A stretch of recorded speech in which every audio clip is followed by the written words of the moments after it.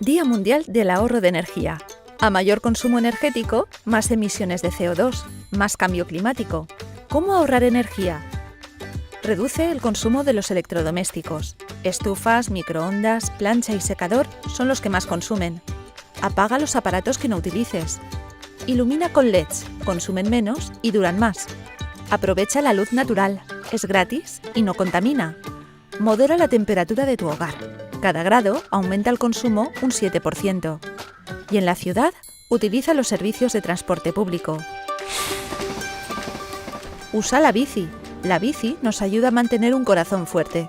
Moverse en bici es más económico y nos llena de energía.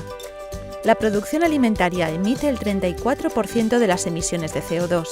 Si en la compra apuestas por proximidad, cuidas el planeta.